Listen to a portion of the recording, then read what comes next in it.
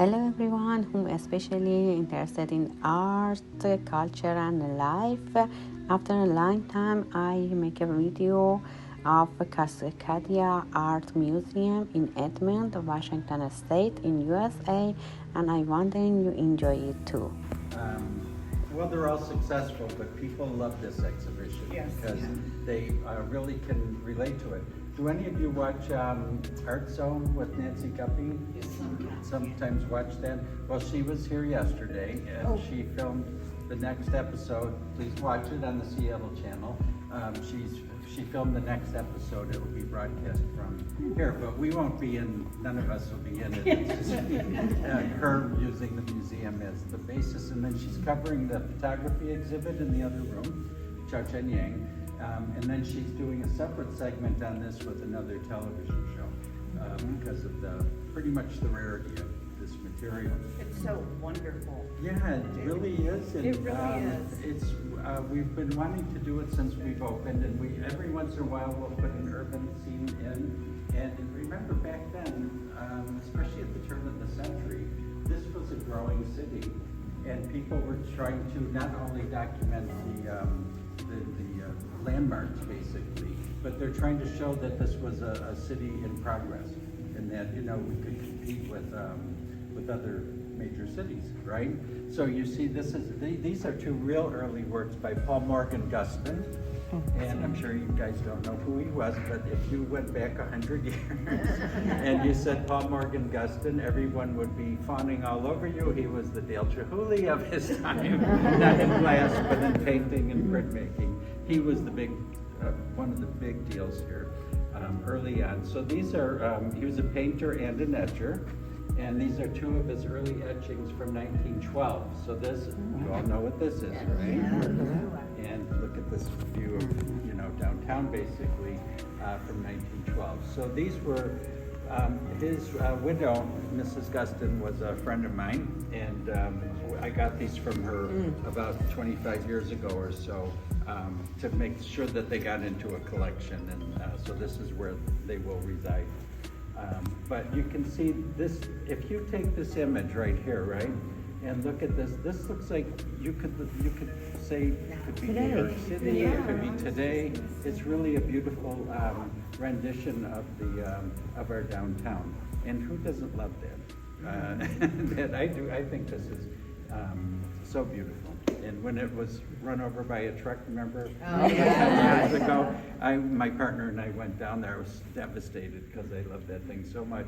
But people were throwing flowers on it and everything. So it's really a beloved monument in the city, and I'm so glad that they restored it. So one of the things, I'm from Western New York originally, from Niagara Falls. And I've lived here since 1986. And I've probably told you, pretty much all of you before, how unique the artwork is from this region. It's so different than where I grew up, where you had the influence of European influences, Impressionism and all that. And that happened here as well. But what they didn't have on the East Coast was influences from Native American culture and European to a degree, and Mexican culture here. So you really see the influence of different cultures in the art of the Northwest, and I think that's what makes it truly unique, right? Okay, gorgeous. so this is Elizabeth Cooper, who was originally from London and moved to Seattle around 1910 or so. Let me see when the date is for this thing. It says 1919. Oh, this is here, yeah. So she comes here around 1910. She comes originally to San Francisco to study at the Mark Hopkins Institute, and she wants to become a painter and an illustrator. And she marries a man who's in the business of, whatever it's called, distributing knickknacks and things. That type of a thing, yeah. And so they end up in Seattle. So she comes to Seattle. She starts at the UW and studies with other different artists, including him, Paul Morgan Guston. But because her husband was an importer, one of the things he imported was Japanese prints, right? Okay, so they were distributed through stores like Gumps and places like that in San Francisco. And so what does she do? She's looking at the landscape here. Of course, this is Smith Cove in that area. And she transforms it into a Japanese print by Hokusai or Hiroshi. Right there. And it's a painting, but she wanted to make it look like that, right? Now, I can assure you, there would be nothing like this where I grew up that was original art. And so we do have this cross-cultural references that makes our art so unique. So again, a lot of the artists, of course, then as now have to make a living. They weren't all independently wealthy. And so they did illustration work. So here's Harry Bennett's painting from around 1949 of the waterfront area and the construction of what was just torn down recently. Luckily, that hideous thing, that hideous, dangerous thing. But look at how beautiful it's rendered. And when Nancy Guppy was here filming, she came over and, you know, she's a very small woman and she's jumping up and down because she said when she was a kid, she went to Queen Anne High School, and she said she couldn't wait when she was a kid to see the Seattle Times, the pictorial. And so she saw the original painting and she was like jumping up and down. This looks very modern, even though it's back in 1949. Isn't it amazing? Yeah. You'll find that there's a whole modernist streak here in the Northwest. And a lot of it is from studies through the university, because a lot of the professors traveled. I love that one. And then this is was designed for the phone book for 1935. Oh, wow, nice. Oh my God. Yeah. What a wonderful. So your book is phone book? Back then it was, yeah. I don't know if it was ever used, but this was one of the leading painter illustrators of the time. And that's the existing cover. I should look and see if they ever used it. What a sense of place. Yes. Oh, look at the tall are those tall buildings? Yeah. Well, Background. In 1936, Yeah. there So were you had that wall many pictures. tall buildings? I would say there's a little artistic license. Yeah. there. But, you Make know, it look more like New York. missing some art, you mean? Yeah. Oh, no, listen, if I could, I'd walk out with you. Okay, so these are a contrast here, right? These are contrasting works. And, you know, I started to hang the show chronologically, and it wasn't working all the way. So I just thought, I'm going to hang whatever looks good next to it, try to keep them in the general range. But at the same time, these are painted about 20 years apart. Yeah, almost 20 years apart. And even though they are, and they're totally different approaches, they're very compatible, I think, because there's so much movement, right? So this is Peter van Dalen, a Dutch immigrant that ended up in Seattle in the early 1920s, and became an illustrator and a painter. And he concentrated on, like Abe Blaschko, like social realism. So a lot of his paintings depict people like you would see them in top hats and picking the pockets, the rich picking the pockets of the workers and things like that. And then he's making comments of, you know, on the quick growth of the city and how, you know, it's becoming congested.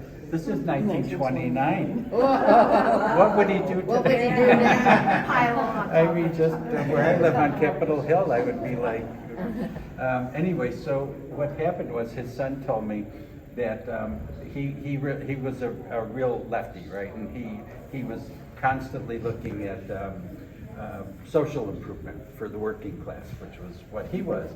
And so all of these things that he did, poking fun of the wealthy and all that, he created a body of work. We only know where about 6 of them are now because you know what the WPA was? Yeah. Okay, so when the WPA came in 1933, where was that? That was the government, right? President Roosevelt, and they were giving out money to artists like that who didn't have any. So he gathered up all of these paintings that were criticizing the government and wealth and tried to destroy them all because he needed a check. So luckily one of his friends stopped him, and so we have at least 6 to 8 of that type of painting that he did. But they're really, really amazing works. And look at how you feel the movement of this in such a compact, compact space, right? And I think John did this as well. This is John Metsudaira. Do any of you know his work? John was, this is the whole function of the museum, as you probably know. We're trying to really bring back artists who were once very, very famous and just revive interest in them outside of people like Mark Tovey and Morris Graves and that group, who are fine too, but we're trying to show how really the breadth of culture that we had here. And so John Metsudaira was a perfect example. He was another good friend of mine. And John was self-taught early on. He was born 1922. And I met him about 25 years ago or so. My partner and I used to own an art gallery. And I had seen some of John's work through another artist, and then we met and we became friends, and he used to come and visit with me. But John was an amazing guy, not only as a painter, as a person. He, as you know, being Japanese, he came from a very large family. I think there were 12 kids. And he was the oldest. And they were all interned at, or incarcerated at Minidoka during the war years. Well, John actually volunteered to be in the army during the time at Minidoka. He actually did a little painting of it too. And he joined the army and became part of the 442nd Right Division. And unfortunately, John was injured in Italy when he was in battle. And he told me that he was in a foxhole and there was an explosion, and he said that he got really scared, and then he started feeling all this warmth. And he thought, where's this warmth coming from? It was his body. Yes. He was hit with shrapnel, and it tore open his whole middle section. And he didn't even know it. He was in shock. Yeah. So he was rescued and came back to the U.S. I think he told me he had 36 operations, spent 3 years in the hospital. So while he was recovering, he did a lot of drawing and painting and everything, and really developed into one of the great painters in Seattle at the time, about 1989 or so, around there. Actually through Jervis Reed and people at the UW. Did I tell you my partner and I owned an art gallery? Yes. So we had an art gallery. And What was it called? Our 2 last names, Martin Zambito Fine Art. And my original last name was Martino. It was changed.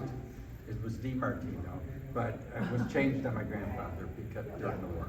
So, and it's good because it was called Martino Zambito.